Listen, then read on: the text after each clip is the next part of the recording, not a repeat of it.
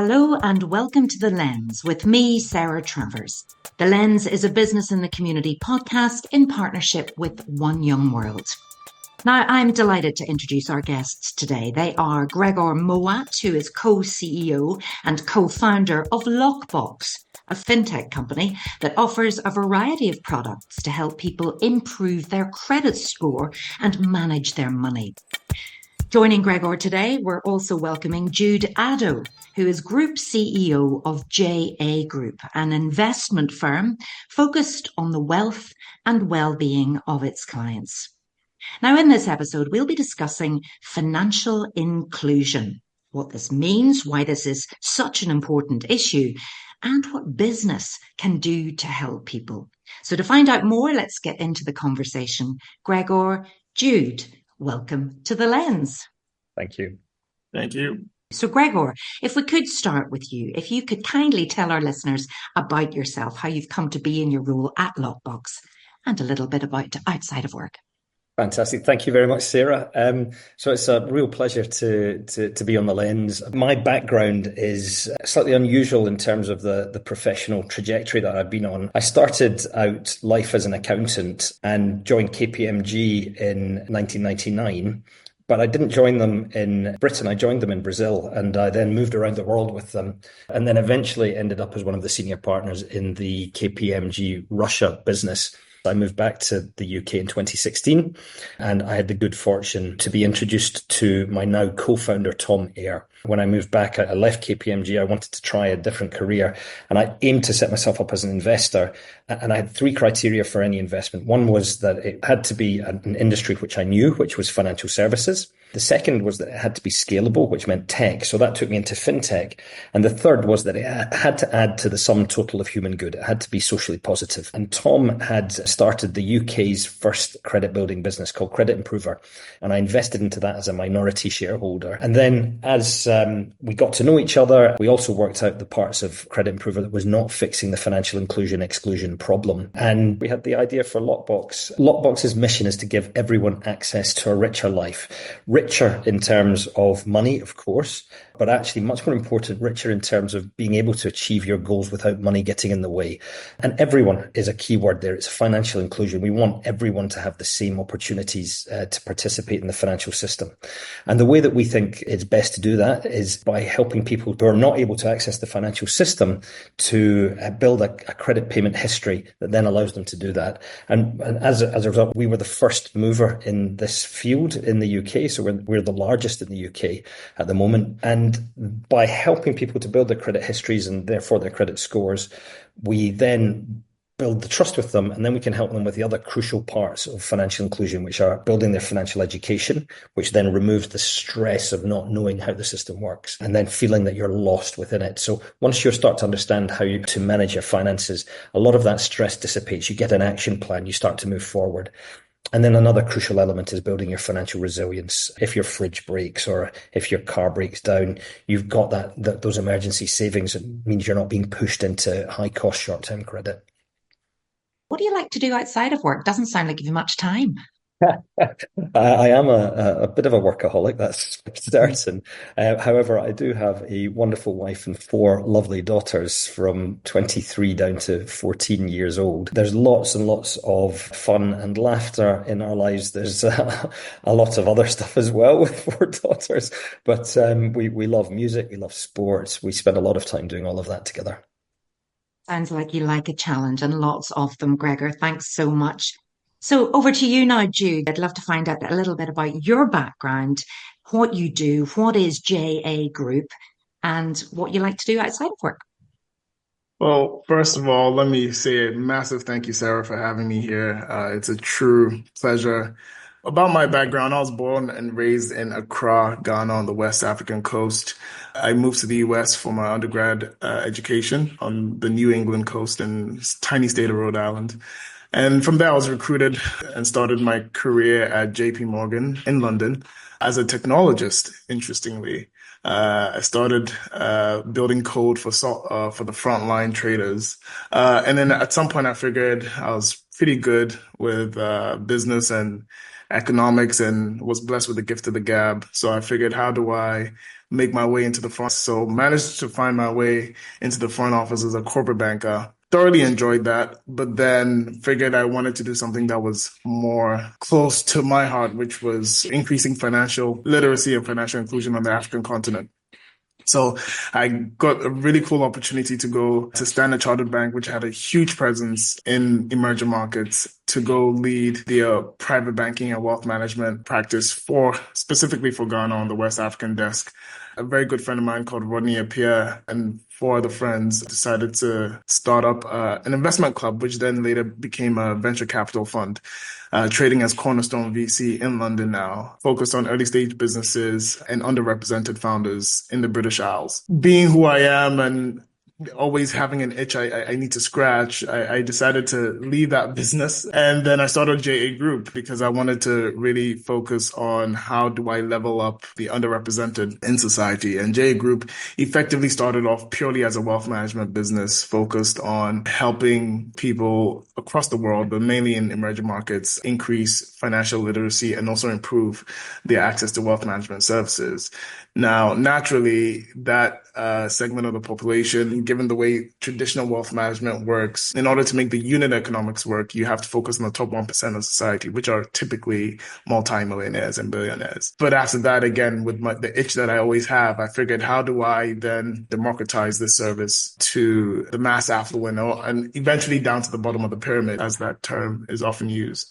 And that's how we effectively created a product, which is yet to be launched, but it should launch in the next couple of months, called Celery, which effectively takes what wealth management does for the 1% of society and productizes it for the mass affluent using technology. So that's been my journey so far. JA Group has morphed over the years, and that's why it's called JA Group, because it's now a group of businesses. The most prominent business is the wealth management and financial services business, but within that, we also have a technology business. We have a real estate business that trades under Collins and Cooper, and then we have an emerging natural resources business, which is going to be focused on gas and extractive metals businesses going forward. So that's a little bit about JA Group. Who am I outside of work? I find very little time outside of work. It's been quite a journey so far, but I do enjoy my family life. I am married with two beautiful daughters. I think I'm halfway there, Gregor.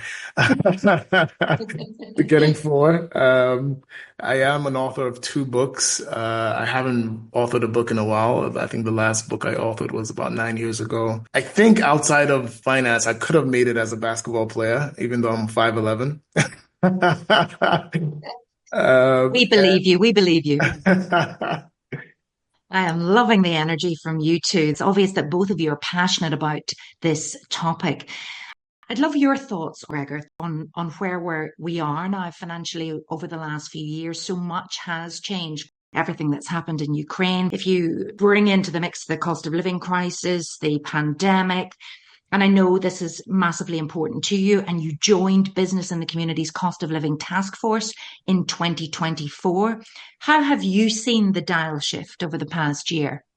So that's a great question. I mean, there's no doubt that the cost of living crisis has been very, very difficult for such a huge number of people in the UK. And I'm going to focus in on the UK because that's where my experience base for the last 7-8 years has really been focused. You can trace it back right the way back to the financial crisis of 2008 and a variety of different political and social responses to that. If you fast forward, as you mentioned, the pandemic, the subsequent inflation has been very, very difficult for people. So, I mean, it does look like that's topped off for the time being, that inflation seems to be much more under control. But what does that mean for people?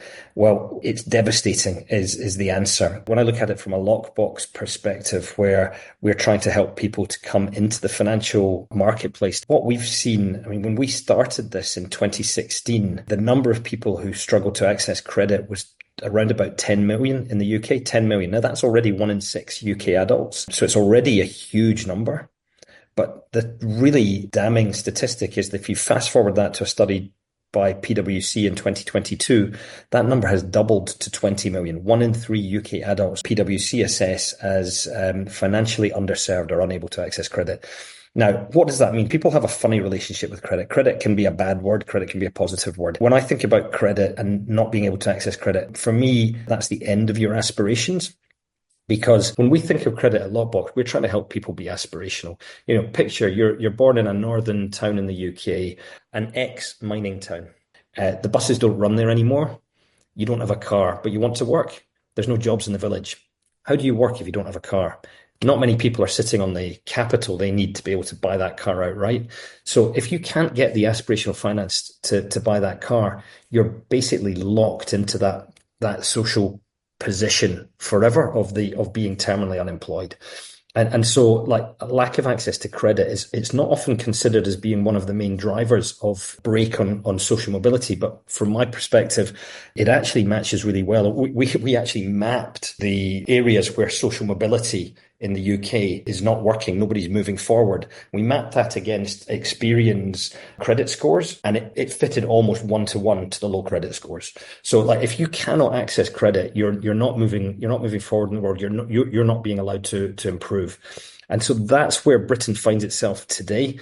And since 2022, that has not got better. What are the causes? Well, there's been probably relatively poor political response to helping people in these areas. And I don't mean for a lack of trying. It's not an easy problem to fix. At the same time as there's not been much support politically for these groups, there's also been a shift in the UK's financial services regulatory environment, which has become much more uncertain and made lenders much, much less likely to lend to people who are in those marginal spaces. And again, there's a lot of well-intentioned legislation which unfortunately has had unintended consequences that have resulted in that number going from 10 million who struggle to access credit to 20 million struggle to access credit. So there's a lot of work to be done. At the moment, businesses like ourselves and others who are helping with, say, open banking, extra data points to help you to access credit and other such solutions and a lot of financial education solutions.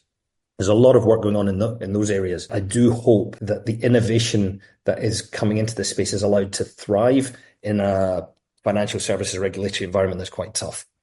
That 1 in 3 figure is absolutely stark. It absolutely jumps out. And, it sounds from what you've just been talking about that it's only going to get worse. And it's alarming. Okay, so if you've never had credit, how can you build a credit record? And that's where you come in. But I still think our listeners would benefit from understanding, if I came to you tomorrow and said, help me, I want to buy that car, I want to have aspirations, what would you do for me?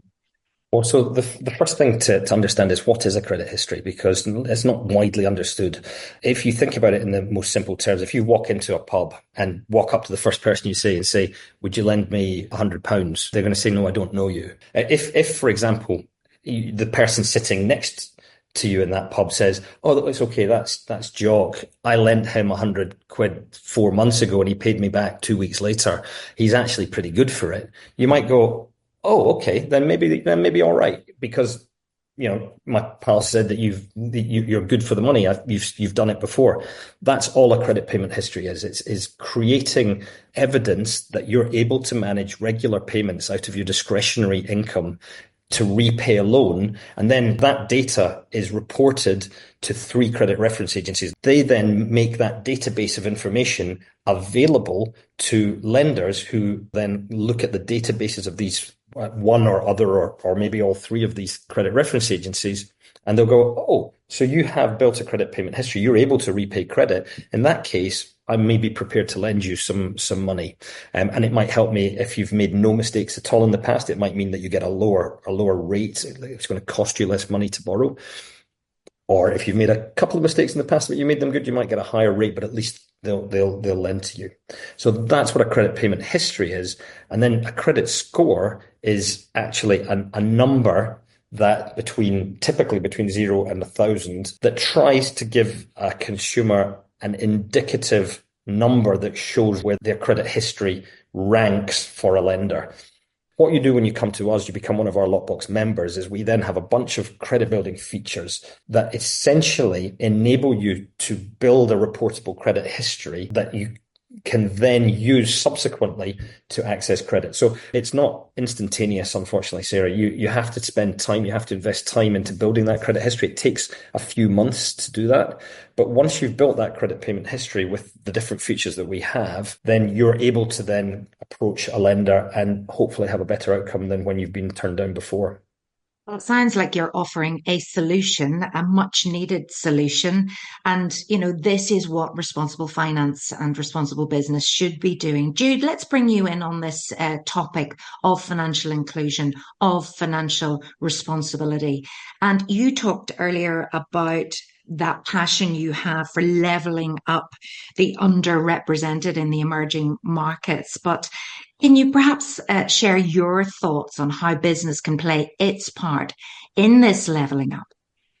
I think business plays a central role in this leveling up, probably more so than governments. And that's particularly one of the reasons why my friends and I put our own money where our mouths were, even before we raised a single pound or dollar in the market, to set up an investment vehicle, which was effectively an angel syndicate in 2016, because we noticed something very stark based on reports that had been published fairly recently, that less than 1%, for example, of venture capital funding went to founders or business owners of color, for example, so underrepresented groups. And so we wanted to effectively demonstrate that there obviously was an equity issue there in terms of fairness, but there's also a missed opportunity in terms of good business. So effectively putting our funds together, we started investing in business owners who were underrepresented, people of color, underrepresented groups, and effectively started showing and demonstrating significant returns from investing in those kind of businesses. And that then became the business case to then go raise further funding from institutions, public and private, in order to continue that great work that we were doing. So I think, based on my experience, business plays a central role in bridging that equity gap, but also bringing some more responsible finance into the broader financial services sector. And Gregor, rightly so, approaches this from a credit standpoint, because I fundamentally agree with him that credit is central to people realizing their aspirations in life. I approach it from a different angle, which is the savings and investment angle, which effectively places the onus on individuals to find ways, no matter what their income levels are, to create a buffer for themselves for the future.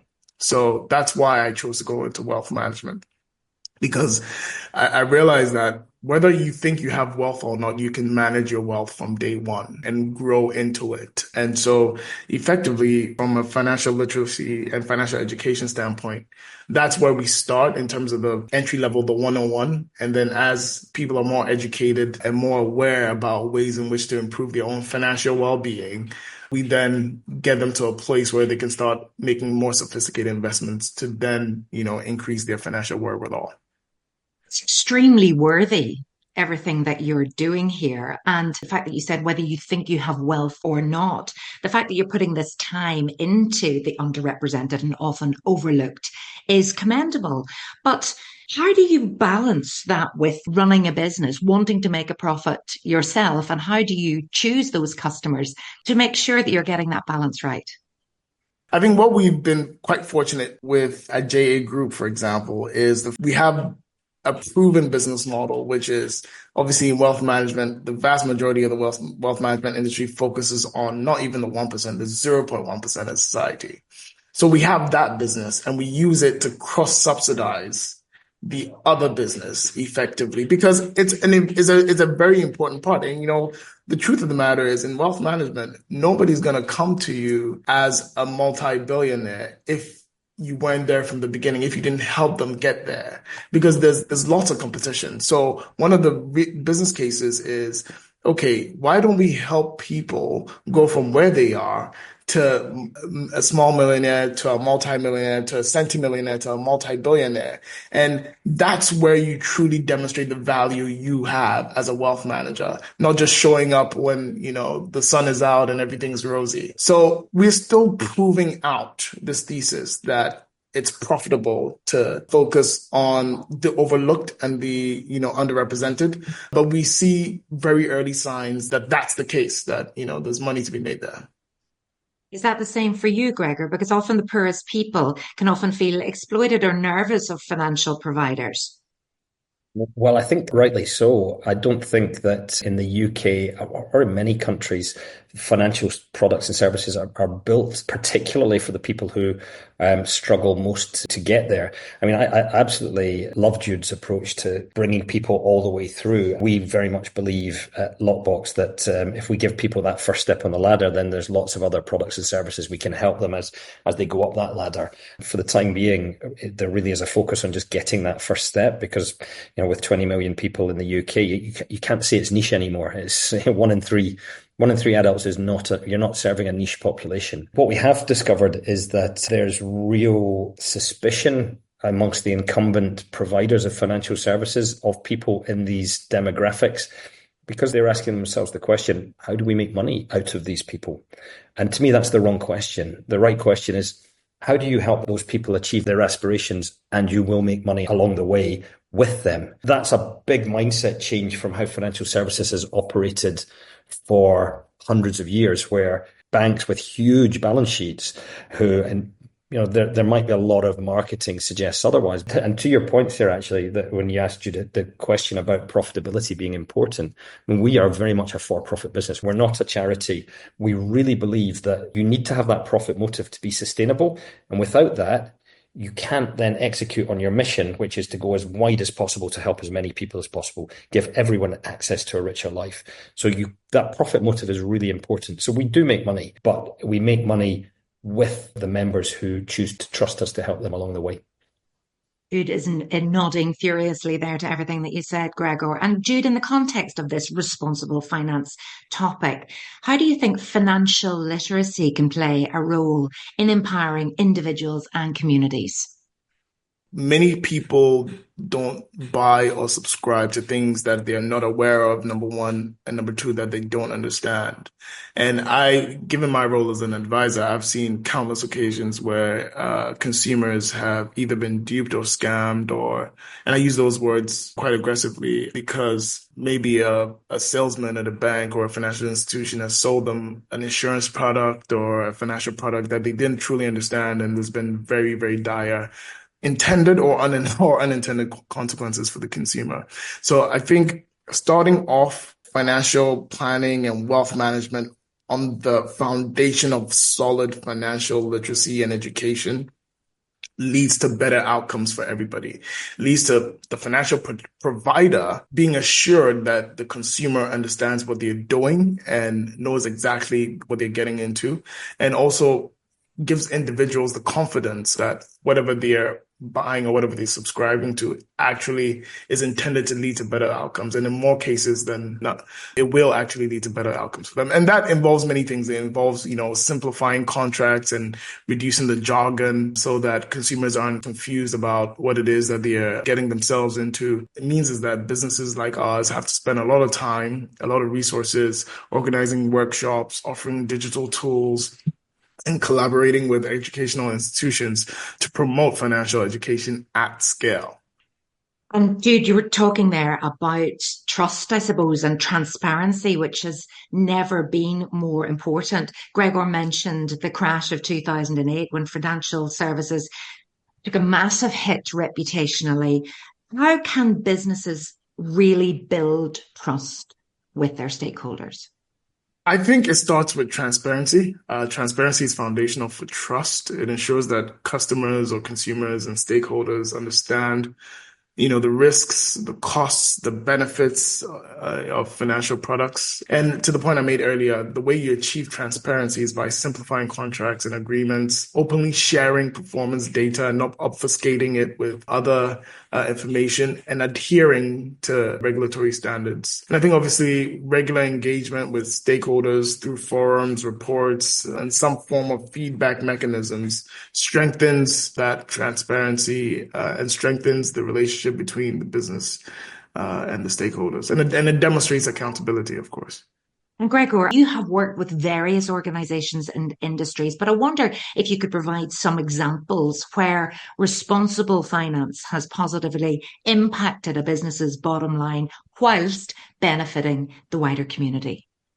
That is a super question. There's lots and lots of examples in Britain and around the world. With KPMG, I had the great good fortune of working in lots of emerging markets. I worked right across Central Asia and Russia itself. And one of the areas that I did a lot of work in was microfinance. Now, microfinance, for those who are not aware, is the provision of small micro loans to often individuals, can be companies, often individuals, to try and get them set up in small businesses. And the idea is that you kind of create a flywheel effect. Rather than giving charity to people in emerging markets, you help them with a loan that they repay. They then use that to start a small trade, whether a craft trade or whatever it happens to be. And it tends to be built around villages and communities, depending which part of the world you're in. Having worked all around the world, it's an industry that's attracted some degree of controversy because you have good actors and bad actors. And in some parts of the world, particularly in the old Soviet Union, it's been hijacked by bad actors who are essentially providing very high cost short-term credit. However, don't allow that to distract from the core, like a properly organized, like well-meaning microfinance organization. And the shining light amongst them all is Grameen Bank, which was founded in 2006. It was the very first microfinance founded by Muhammad Yunus, who went on to become a Nobel Peace Laureate because of his work there. And since he set that up in 2006, I think they've now got almost 20,000 employees. It generates cash. It's helped millions and millions of people to start their little craft industries. They have very low default rates because it's built around the Bangladesh village community system. So the village elders oversee, and there's a lot of peer pressure to make sure you don't run off with the money. So you've got a flywheel effect and really, really visible there. So honestly, I've heard Muhammad Yunus speak on a number of occasions live, and he's an inspirational character. I will now be going and looking Mohammed up in Bangladesh. Fascinating indeed. At this point, I'd love to know if you have any questions you'd like to ask each other. So, Jude, do you have any questions for Gregor? What Loqbox does is incredibly important, and I'm a huge, huge, huge fan. I recall about 10 years ago when I was still renting in London, there was this service called Credit Ladder that allowed you to effectively use your rent payments to build a credit history. Is that a similar feature within Loqbox? Yes, we have a rental reporting feature exactly the same as Credit Ladder. Credit to Credit Ladder, they were the first to do that, but we have incorporated that as a feature in our Loqbox membership. So yes, if you sign up for a Loqbox membership and you're renting in the UK, then you can use open banking to report your rental payments to the Experian Rental Exchange, which is a database that lenders then access to see how you performed on your rental obligations. Now, that's a really it's a really helpful data point for a lender, because in London, where rents are high, let's say you're paying, I'll pick a round number, let's say you're paying £1,000 a month and you've been doing that for 5 years and you've reported that all into the rental exchange.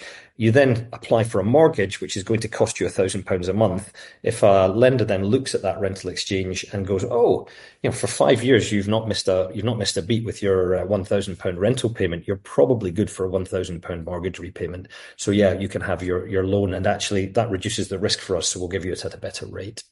Gregor, would you like to ask Jude any questions? Yeah, I absolutely would. So, Jude, I visited Ghana for work once about 7-8 years ago.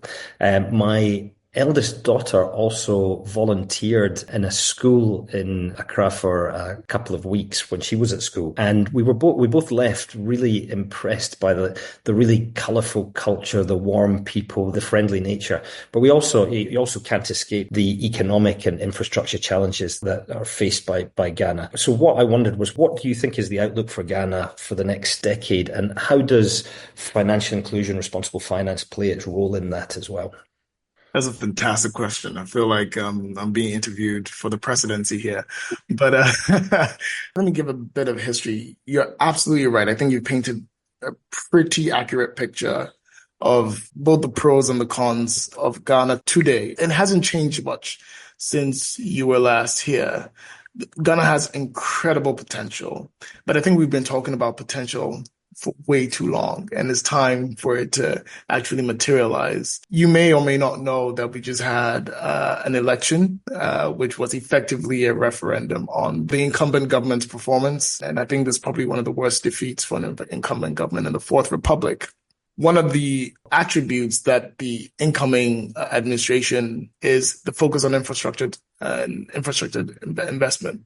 So I think going forward, we are more likely to see a greater and heightened focus on improving the infrastructure of the nation and investing in things that would lead to better productivity and economic development for the broader base rather than the few. I'm incredibly optimistic about that future that we have. And that's one of the reasons I relocated to Ghana only 2 years ago, even though the business still operates out of London with some staff there. I see opportunity and I truly believe in the future of Ghana as the black star, as the beacon for the African continent. And financial literacy, financial education, increasing the aptitude of the general population around matters surrounding finances and investments, etc., I think is one of the key levers that I can catalyze to improve the prospects of this country. So that's what we're doing at JA Group, and that's why we're on the ground here.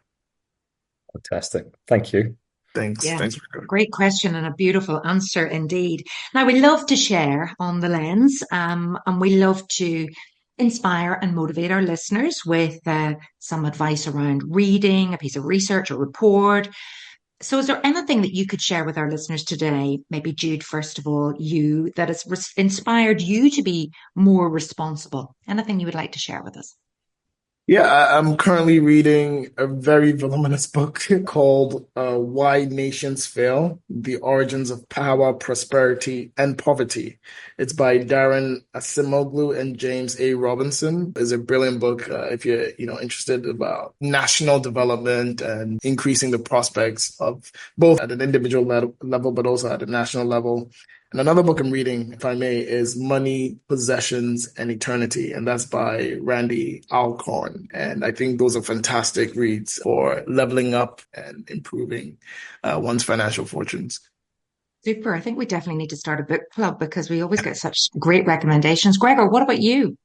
So, Sarah, I studied literature at university. So I'm going to go with a novel. It's called The Man Who Planted Trees. And it was written in 1953 by a French chap called Giono. Apologies to any French listeners for murdering that. The novel starts in 1913, and it's about a chap who visits Provence, and there's a valley that has been destroyed by industrialization. It's been completely wiped out of trees.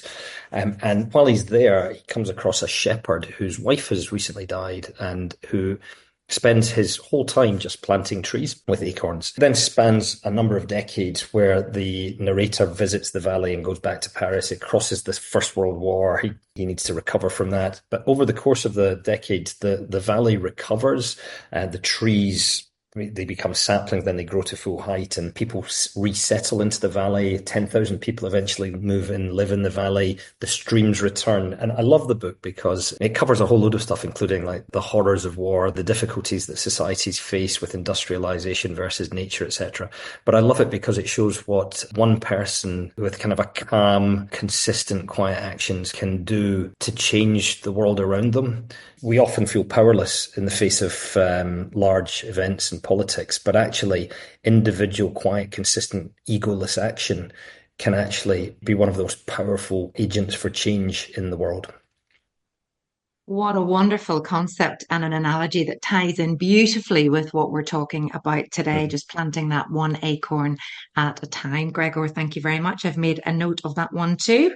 The Man Who Planted Trees. So finally, the last question that we ask all of our guests on the lens, we want to look ahead and we want to look to you as responsible leaders and find out what you're personally committed to doing more of and or less of in the coming year, or both. Gregor. Well, this might well chime with Jude as well. With my 4 daughters, I'm very, very strongly invested in diversity, inclusion, equality. So if I do nothing else this year, if I can help promote initiatives within Loqbox to help further that agenda, I will be very happy that I've made a small difference. Love that one. Jude. I'd definitely love to be spending a lot more time with my wife and my 2 girls. I haven't done enough of that hitherto, given the fact that we were sort of in the very embryonic stages of our business a few years ago, and it required a lot more time. So spending a lot more family time, I think that's what I look forward to doing more of and less of. I think I've been doing things that I really love to do. If I could credit myself with anything, I think I spend my time quite wisely. So I don't think there's anything I'll be doing myself. I think keep doing what you're doing, but definitely more time with the family. You can't knock that. Gents, it's been a pleasure having you as guests on The Lens today. Thank you so much for joining us, and thank you for this brilliant conversation all about responsible finance. You've been listening to The Lens with me, Sarah Travers, and if your business would like support to build and implement a strategy with responsible business at its core, then please do visit www.bitc.org.uk. Thanks so much for listening, and do tune in again next time.